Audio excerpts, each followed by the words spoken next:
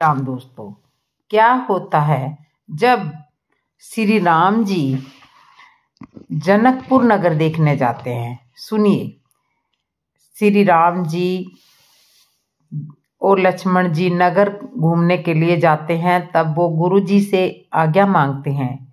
गुरु जी उनको आज्ञा देते हैं कि जाओ, सुख के निधान दोनों भाई जाकर नगर देखाओ, अपने सुंदर रूप दिखाकर सब नगरवासियों के नेत्रों को सफल करो। सब लोगों के नेत्रों को सुख देने वाले दोनों भाई मुनि के चरण कमलों की वंदना करके चले। बालकों के झुंड इनके सौंदर्य की अत्यंत शोभा देख करके साथ लग गए। उनके नेत्र और मन इनकी माधुरी पर लुभा गए। दोनों भाइयों के पीले रंग के वस्त्र हैं, कमर पे पीले दुपट्टों में तरकस बंधे हैं, हाथों में सुंदर धनुष बाण सुशोभित है। श्याम और गौर वर्ण के शरीरों के अनुकूल अर्थात जिस जिस रंग का चंदन अधिक फबे उस पर उसी रंग के सुंदर चंदन की खोर लगी है। सांवरे और गोरे रंग की मनोहर जोड़ी है। सिंह के समान पुष्ट गर्दन, गले का पिछला भाग विशाल भुजाएं हैं, चौड़ी छाती पर अत्यंत सुंदर गजमुक्ता की माला है। सुंदर लाल कमल के समान नेत्र है। तीनों तापों से छुड़ाने वाला चंद्रमा के समान मुख है। कानों में सोने के कर्णफूल अत्यंत शोभा दे रहे हैं और देखने ही वाले चित्त को मानो चुरा लेते हैं। उनकी चितवन दृष्टि बड़ी मनोहर है और भौहें तिरछी और सुंदर हैं। माथे पर तिलक की रेखाएं ऐसे सुंदर है मानो मूर्तिमती शोभा पर मोहर लगा दी हो। सिर पर सुंदर चौकोनी टोपियां दिए हुए हैं। काले और घुंघराले बाल हैं। दोनों भाई नख से लेकर शिखा तक, एडी से चोटी तक सुंदर है और सारी शोभा जहां जैसी होनी चाहिए वैसी ही है। जब पूर्ववासियों ने यह समाचार पाया कि दोनों राजकुमार नगर देखने के लिए आए हैं, तब वे सब घर बार छोड़ और सब काम छोड़ करके ऐसे दौड़े मानो दरिद्री धन का खजाना लूटने दौड़े हों। स्वभाव ही से सुंदर दोनों भाइयों को देखकर वे लोग नेत्रों का फल पाकर सुखी हो रहे हैं। युवती स्त्रियों घर के झरोखों में लगी हुई प्रेम सहित श्री रामचंद्र जी के रूप को देख रही है। वे आपस में बड़े प्रेम से बातें कर रही हैं। हे सखी, इन्होंने करोड़ों कामदेवों की छवि को जीत लिया है। देवता, मनुष्य, असुर, नाग और मुनियों में ऐसी शोभा तो कहीं सुनने में भी नहीं आती। भगवान विष्णु की 4 भुजाएं हैं, ब्रह्मा जी की 4 मुख है, शिव जी का विकट भयानक वेश है और उनके 5 मुख है। हे सखी, दूसरा देवता कोई ऐसा नहीं है जिनके साथ इनकी छवि की उपमा दी जाए। इनकी किशोर अवस्था है। ये सुंदरता के घर सांवले और गोरे रंग के तथा सुख के धाम है। इनके अंग अंग पर करोड़ों अरबों कामदेवों को नौछावर कर देना चाहिए। हे सखी, भला कहो तो ऐसा कौन शरीरधारी होगा जो इस रूप को देखकर मोहित न हो। अर्थात यह रूप जड़ चेतन सबको मोहित करने वाला है। तब कोई दूसरी सखी प्रेम सहित कोमल वाणी से बोली, हे श्याणी, मैंने जो सुना है उसे सुन। ये दोनों राजकुमार महाराज दशरथ जी के पुत्र हैं। बाल राजहंसों का सा सुंदर जोड़ा है। ये मुनि विश्वामित्र के यज्ञ की रक्षा करने वाले हैं। इन्होंने युद्ध के मैदान में राक्षसों को मारा है। जिनका श्याम शरीर और सुंदर कमल जैसे नेत्र हैं, जो मारीच और सुबाहु के मद को चूर करने वाले और सुख की खान है, और जो हाथ में धनुष बाण लिए हुए हैं, वे कौशल्या जी के पुत्र हैं। इनका नाम श्री राम है। जिनका रंग गोरा और किशोर अवस्था है और सुंदर भेष सजाए और हाथ में धनुष बाण लिए श्री राम जी के पीछे पीछे चल रहे हैं, वे इनके छोटे भाई हैं। उनका नाम लक्ष्मण है। हे सखी सुनो, उनकी माता सुमित्रा है। दोनों भाई ब्राह्मण विश्वामित्र का काम करके और रास्ते में मुनि गौतम की स्त्री अहिल्या का उद्धार करके यहाँ धनुष यज्ञ देखने आए हैं। यह सुनकर सब स्त्रियां प्रसन्न हुई। श्री राम जी की छवि देखकर कोई एक दूसरी सखी कहने लगी, यह वर जानकी के लिए योग्य है। यह सखी, यदि कहीं राजा इन्हें देख करके तो प्रतिज्ञा छोड़कर हट करके इन्हीं से विवाह कर देगा। किसी ने कहा, राजा ने इन्हें पहचान लिया है और मुनि के सहित इनका आदर सहित सम्मान किया है, परंतु हे सखी, राजा अपना प्राण नहीं छोड़ता। वह होनहार के वशीभूत होकर हठ पूर्वक अविवेक का ही आश्रय लिए हुए हैं, प्रण पर अड़े रहने की मूर्खता नहीं छोड़ता। कोई कहती है, यदि विधाता भले हैं और सुना जाता है कि वे सबको उचित फल देते हैं, तो जानकी जी को वही वर मिलेगा। हे सखी, इसमें कोई संदेह नहीं है। जो देव योग से ऐसा संयोग बन जाए तो हम उस लोग कर्ताक हो जाएंगे। हे सखी, मेरे तो इसी से इतनी अधिक आतुरता हो रही है कि इसी नाते कभी वे यहाँ आएंगे, नहीं तो विवाह न हुआ तो हे सखी सुनो, हमको इनके दर्शन दुर्लभ है। यह संयोग तभी हो सकता है जब हमारे पूर्व जन्मों के बहुत पुण्य हो। दूसरी सखी ने कहा, हे सखी, तुमने बहुत अच्छा कहा है। इस विवाह से सभी का परम हित है। किसी ने कहा, शंकर जी का धनुष कठोर है और ये सांवले राजकुमार कोमल शरीर के बालक हैं। हे श्याणी, सब असमझ ही है। यह सुनकर दूसरी सखी कोमल वाणी से कहने लगी, हे सखी, इसके संबंध में कोई ऐसा कहते हैं कि ये देखने में तो छोटे हैं, पर इनका प्रभाव बहुत बड़ा है। इनके चरण कमलों की धूलि का स्पर्श पाकर अहिल्या तर गई, जिसने बड़ा भारी पाप किया था। वे क्या शिवजी का धनुष बिना तोड़े रहेंगे? इस विश्वास को भूलकर भी नहीं छोड़ना चाहिए। जिस ब्रह्मा ने सीता को संवार कर बड़ी चतुराई से रचा है, उसी ने विचार कर सांवला वर भी रच रखा है। उसके ये वचन सुनकर सब हर्षित हुई और कोमल वाणी से कहने लगी, ऐसा ही हो। सुंदर मुख और सुंदर नेत्रों वाली स्त्रियां समूह की हृदय में हर्षित होकर के फूल बरसा रही है। जहाँ जहाँ दोनों भाई जाते हैं, वहाँ वहाँ परम आनंद छा जाता है।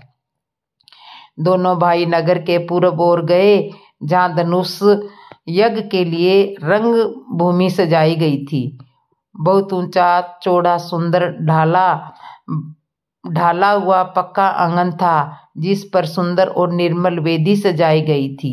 चारों ओर सोने के बड़े बड़े मंच बने हुए थे, जिन पर राजा लोग बैठेंगे। उनके पीछे समीप ही चारों ओर दूसरे मचानों का मंडलाकार घेरा सुशोभित था। वह कुछ ऊंचा था और सब प्रकार से सुंदर था। वहां जाकर नगर के लोग बैठेंगे। उन्हीं के पास विशाल एवं सुंदर सफेद मकान अनेक रंगों में बनाए गए थे। वहां अपने अपने कुल के अनुसार सब स्त्रियां यथा योग्य जिनको जहां बैठना उचित है वहां बैठकर देखेंगी। नगर के बालक कोमल वचन कह करके आदर पूर्वक प्रभु श्री राम जी को यज्ञशाला की रचना दिखला रहे हैं। सब बालक इसी बहाने प्रेम के वश में होकर श्री राम जी के मनोहर अंगों को छूकर शरीर में पुलकित हो रहे हैं और दोनों भाइयों को देख देख करके उनके हृदय में अत्यंत हर्ष हो रहा है। श्री राम जी ने सब बालकों को प्रेम के वश जानकर यज्ञ भूमि के स्थानों की प्रेम पूर्वक प्रशंसा की। इससे बालकों का उत्साह, आनंद और प्रेम और भी बढ़ गया, जिससे वे सब अपनी अपनी रुचि के अनुसार उन्हें बुला लेते हैं और प्रत्येक के बुलाने पर दोनों भाई प्रेम सहित उनके पास चले जाते हैं। कोमल मधुर और मनोहर वचन कहकर श्री राम जी अपने छोटे भाई लक्ष्मण को यज्ञ भूमि की रचना दिखलाते हैं, जिनकी आज्ञा पाकर माया लव निमेय पलक गिरने के चौथाई समय में ब्रह्मांडों के समूह रच डालती है। वही दीनों पर दया करने वाले श्री राम जी भक्ति के कारण धनुषशाला को चकित होकर आश्चर्य के साथ देख रहे हैं। इस प्रकार सब कौतुक विचित्र रचना देख करके वे गुरु जी के पास चले। देर हुई जानकर उनके मन में डर था। जिनके भय से डर को भी डर लगता है, वही प्रभु भजन का प्रभाव, जिनके कारण ऐसे महान प्रभु की भय का नाटक करते हैं, दिखला रहे हैं। उन्होंने कोमल मधुर और सुंदर बातें कह करके बालकों को जबरदस्ती विदा किया।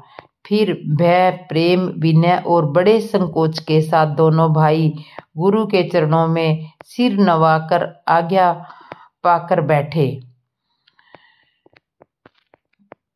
रात्रि का प्रवेश होते ही संध्या के समय मुनि ने आज्ञा दी। तब सब ने संध्या वंदन किया। फिर प्राचीन कथाएं, इतिहास कहते कहते सुंदर रात्रि की पहर बीत गई। तब श्रेष्ठ मुनि ने जाकर शयन किया। दोनों भाई उनके चरण दबाने लगे।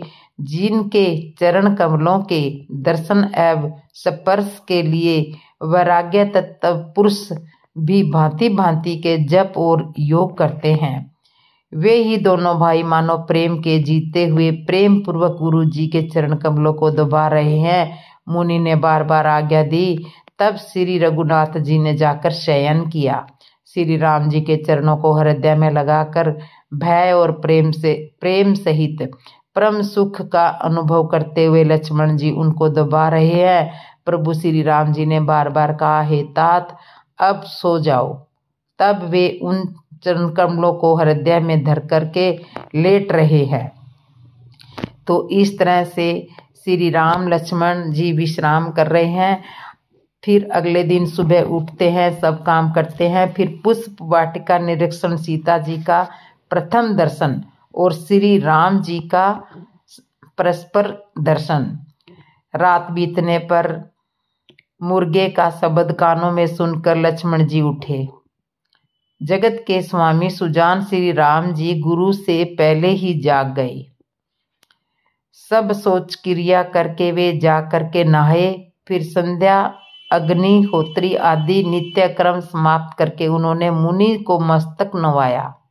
पूजा का समय जानकर गुरुजी की आज्ञा पाकर दोनों भाई फूल लेने गए।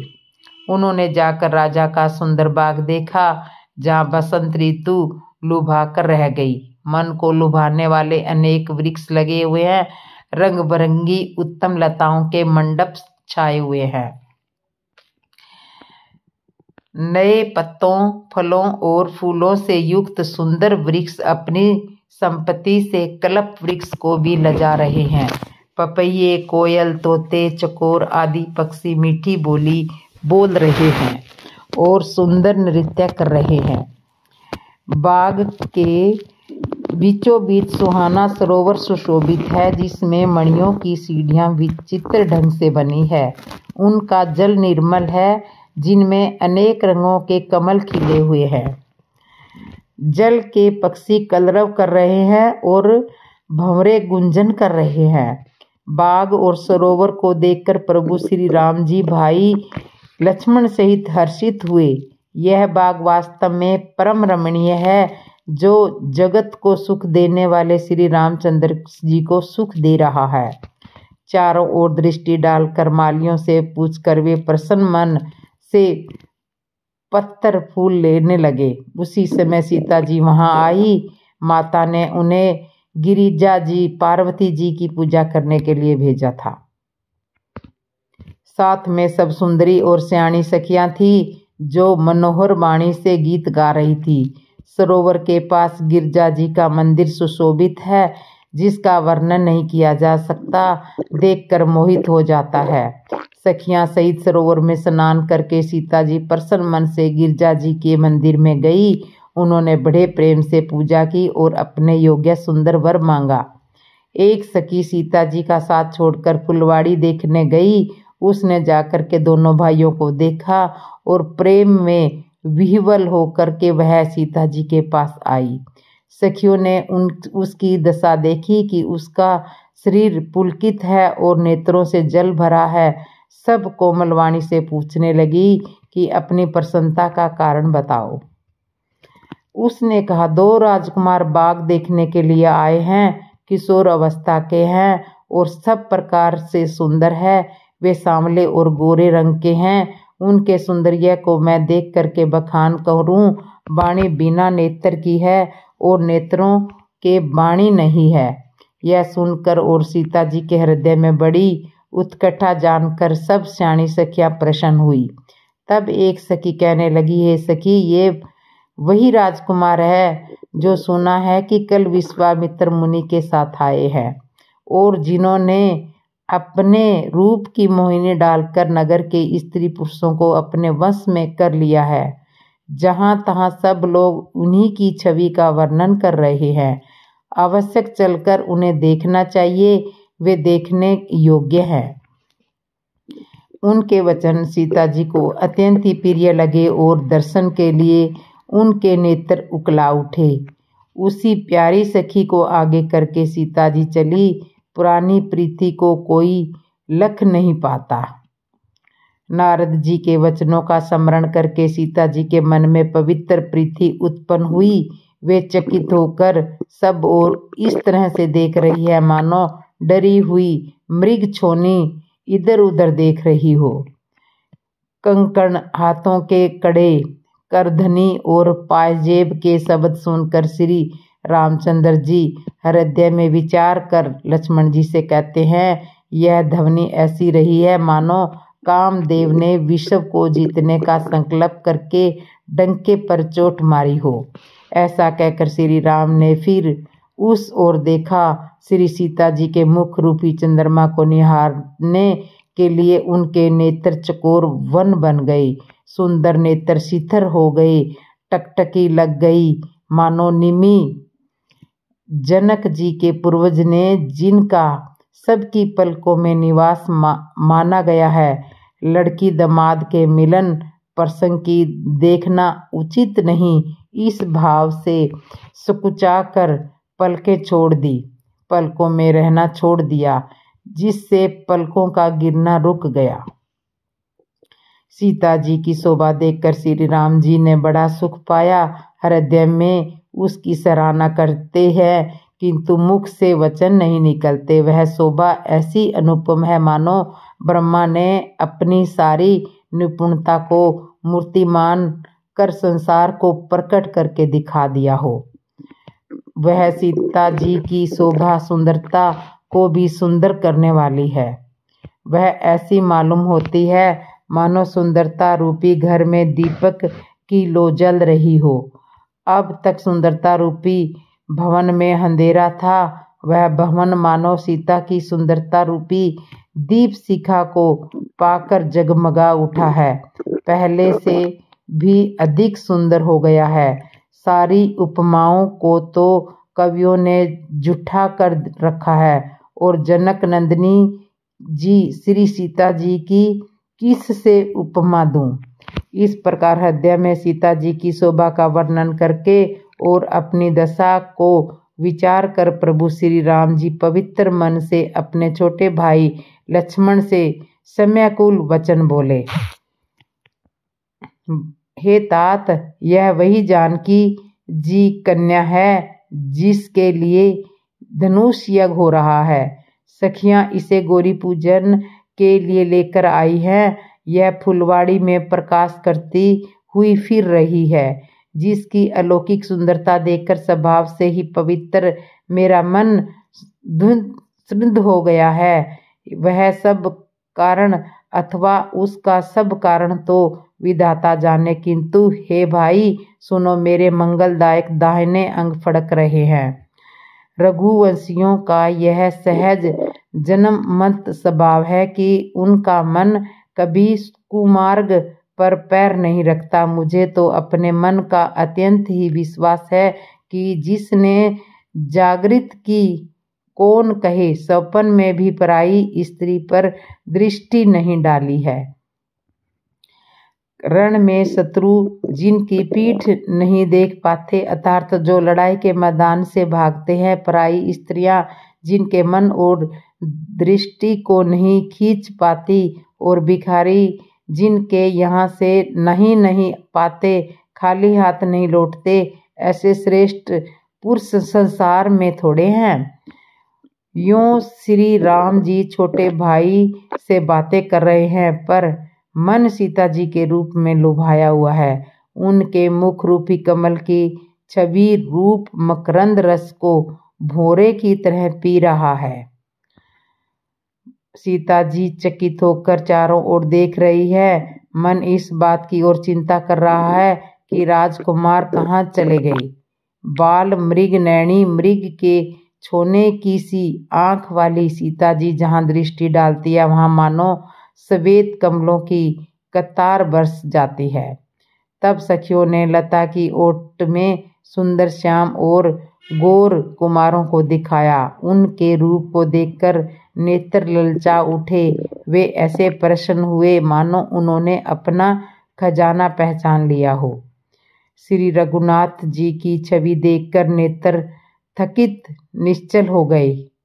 पलकों ने भी गिरना छोड़ दिया। अधिक स्नेह के कारण शरीर विहल बेकाबू हो गया, मानो शरद ऋतु में चंद्रमा को चकोरी बेसुध हुई देख रही है।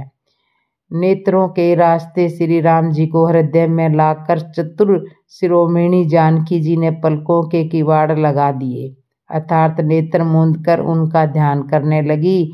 जब सखियों ने सीता जी को प्रेम के वश जाना, तब वे मन में संकुचा गई, कुछ कह नहीं सकती थी।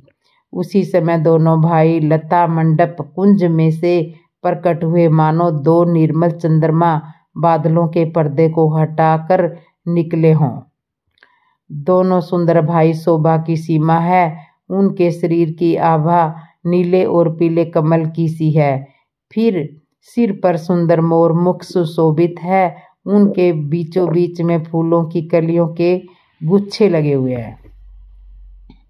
माथे पर तिलक और पसीने की बूंदें शोभायान है। कानों में सुंदर आभूषणों की छवि छाई हुई है। टेढ़ी भौहें और घुंघराले बाल हैं। नए लाल कमल के समान रत तारे लाल नेत्र हैं। ठोड़ी नाक और गाल बड़े सुंदर है और हंसी की शोभा मन को मोह लिए लेती है। मुख की छवि तो मुझसे कही ही नहीं जाती, जिसे देखकर बहुत से कामदेव लजा जाते हैं। वक्ष स्थल पर मणियों की माला है। शंख के सदृश सुंदर गला है। कामदेव के हाथी के बज्जे की सूंड के समान उतार चढ़ाव वाली एवं कोमल भुजाएं हैं, जो बल की सीमा है। जिसके बाएं हाथ में फूलों सहित दोना है। हे सखी, यह सांवला कुंवर तो बहुत ही सलोना है। सिंह की सी पतली लचीली कमर वाले पीतांबर धारण किए हुए शोभा और शील के भंडार सूर्य कुल के भूषण की श्री रामचंद्र जी को देखकर सखियां अपने आप को भूल गई। एक चतुर सखी धीरज धरकर हाथ जोड़कर सीता जी से बोली, गिरजा जी का ध्यान फिर कर लेना। इस समय राजकुमार को क्यों नहीं देख लेती। तब सीता जी ने संकुचा कर नेत्र खोले और रघुकुल के दोनों सिंहों को अपने सामने खड़े देखा। नख से शिखा तक श्री राम जी की शोभा देखकर और फिर पिता का प्रण याद करके उनका मन बहुत श्रुद्ध हो गया। जब सखियों ने सीता जी को परवश प्रेम के वश देखा, तब सब भयभीत होकर कहने लगी, बड़ी देर हो गई, अब चलना चाहिए, कल इसी समय फिर आएंगी। ऐसा कह करके एक सखी मन में हंसी। सखी की यह रहस्य भरी वाणी सुन करके सीता संकुचा गई। देर हो गई जान उन्हें माता का भय लगा।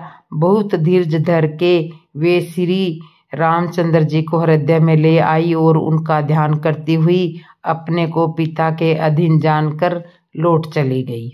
तो इस तरह जानकी जी और श्री राम जी का प्रथम मिलन होता है। फिर सीता जी पार्वती का पूजन और वरदान प्राप्ति तथा राम जी का और सीता जी राम लक्ष्मण का संवाद होता है। मृग पक्षी और वृक्षों को देखने के बहाने सीता जी बार बार घूम जाती है और वो श्री राम जी की छवि देख देख करके उनका प्रेम कम नहीं बढ़ रहा है, अर्थात बहुत ही बढ़ता जाता है। शिव जी के धनुष को कठोर जान करके वे विसूरती मन में विलाप करती हुई हृदय में श्री राम जी की सांवली मूर्ति को रख कर चली। शिव जी के धनुष की कठोरता का स्मरण आने से उन्हें चिंता होती है कि ये राजसुकुमार श्री रघुनाथ उसे तोड़ेंगे। पिता के प्रण की स्मृति से उनके हृदय में शोभा था ही, इसलिए मन में विलाप करने लगी। प्रेमवश ऐश्वर्य की विस्मृति हो जाने से ही ऐसा हुआ। फिर भगवान के बल का स्मरण आते ही वे हर्षित हो गई और सांवली छवि को हृदय में धारण करके चली। प्रभु श्री राम ने जब सुख स्नेह शोभा और गुणों की खान श्री जानकी जी को जाते हुई जाना, तब प्रेम वश की कोमल स्याही बनाकर उनके स्वरूप को अपने सुंदर चित्ररूपी भित्ति पर चित्रित कर लिया। सीता जी पुनः भवानी जी के मंदिर में गई और उनके चरणों की वंदना करके हाथ जोड़ करके बोली, हे श्रेष्ठ पर्वतों के राजा हिमाचल की पुत्री पार्वती, आपकी जय हो जय हो। हे महादेव के मुख रूपी चंद्रमा की और टकटकी लगाकर देखने वाली चकोरी, आपकी जय हो। हे हाथी के मुख वाले गणेश जी और 6 मुख वाले स्वामी कार्तिक जी की माता, हे जगत जननी, हे बिजली की सी क्रांति युक्त शरीर वाली, आपकी जय हो। आपका न आदि है, न मध्य है और न अंत है। आपके असीम प्रभाव का वेद भी नहीं जानते। आप संसार को उन्नत पालन और नाश करने वाली है, विश्व की मोहित करने वाली और स्वतंत्र रूप में विहार करने वाली, पति को इष्ट देव मानने वाली श्रेष्ठ नारियों में हे माता आपकी प्रथम गणना है। आपकी अपार महिमा को हजारों सरस्वती और शेष जी भी नहीं कह सकते। हे भक्तों को मुँह मांगा वर देने वाली, हे त्रिपुर के शत्रु शिव जी की प्रिय पत्नी, आपकी सेवा करने से चारों फल सुलभ हो जाते हैं। हे देवी, आपके चरण कमलों की पूजा करके देवता, मनुष्य और मुनि सभी सुखी हो जाते हैं। मेरे मनोरथ को आप भली भांति जानती है, क्योंकि आप सदा सबके हृदय रूपी नगरी में निवास करती हो, इसी कारण मैंने आपको प्रकट नहीं किया। ऐसा कहकर जानकी जी ने उनके चरण पकड़ लिए। गिरिजा जी सीता जी के विनय और प्रेम के वश में हो गई। उनके गले की माला खिसक पड़ी और मूर्ति मुस्कुराई। सीता जी ने आदरपूर्वक उस प्रसाद माला को सिर पर धारण किया। गिरिजा जी का हृदय हर्ष से भर गया और वे बोली, हे सीता, तुम्हारी सच्ची असीम सुनो, तुम्हारी मनोकामना पूर्ण होगी। नारद जी का वचन सदा पवित्र, संशय, भ्रम आदि दोषों से रहित और सत्य है। इसमें तुम्हारा मन अनुरक्त हो गया है, वही वर तुमको मिलेगा। जिसमें तुम्हारा मन अनुरक्त हो गया है, वही स्वभाव से ही सुंदर सांवला वर श्री राम जी तुमको मिलेगा। वह दया का खजाना और सुजान सर्वज्ञ है, तुम्हारे शील और स्नेह को जानता है। इस प्रकार श्री गौरी जी का आशीर्वाद सुनकर जानकी जी समेत सब सखियां हृदय में हर्षित हुई। तुलसीदास जी कहते हैं, भवानी को बार बार पूछकर सीता जी प्रसन्न मन से राजमहल को लौट गई। गौरी को अनुकूल जानकर सीता जी के मन को जो हर्ष हुआ वह कहा नहीं जा सकता। सुंदर मंगलों के मूल उनके बाएं अंग फड़कने लगे। हृदय में सीता जी के सौंदर्य की सराहना करते हुए दोनों भाई गुरु जी के पास गए। श्री राम जी ने विश्वामित्र से सब कुछ कह दिया, क्योंकि उनका सरल स्वभाव है, छल तो उन्हें छूता भी नहीं है। फूल पाकर मुनि ने पूजा की, फिर दोनों भाइयों को आशीर्वाद दिया कि तुम्हारे मनोरथ सफल हों। यह सुनकर श्री राम लक्ष्मण सुखी हुए। श्रेष्ठ विज्ञानी मुनि विश्वामित्र भोजन करके कुछ प्राचीन कथाएं कहने लगे। इतने में दिन बीत गया और गुरु की आज्ञा पाकर दोनों भाई संध्या करने चले गए। उधर पूर्व दिशा में सुंदर चंद्रमा उदय हुआ। फिर श्री राम जी ने उसे गीता के मुख के समान देखकर सुख पाया। फिर मन में विचार किया कि यह चंद्रमा सीता के मुख के समान नहीं है। खारे समुद्र में तो इसका जन्म, फिर उसी समुद्र में उत्पन्न होने के कारण विष इसका भाई। दिन में यह मलिन शोभायान तेज रहता है और कलंकी काले दाग में युक्त बेचारा गरीब चंद्रमा सीता जी के मुख की बराबरी कैसे कर सकता है। फिर यह घटता बढ़ता और विरहिणी स्त्रियों को दुख देने वाला है। राहु अपनी संधि में पाकर इसे ग्रस लेता है। चकवे को चकवी के वियोग का शोक देने वाला और कमल का बैरी उसे मुरझा देने वाला है। ये चंद्रमा तुमसे बहुत से अवगुण है जो सीता जी में भी नहीं है। अतः जानकी जी के मुख की तुम्हें उपमा देने में बड़ा अनुचित कर्म करने का दोष लगेगा। इस प्रकार चंद्रमा के बहाने सीता जी के मुख की छवि का वर्णन करके बड़ी रात हो गई। जान वे गुरु जी के पास चले। गुरु जी चरण सरोज प्रणामा, आयुष पाई किन्ह विश्रामा। विगत निशा रघुकुल जागे, बंधु विलोचकी कहन अस लागे।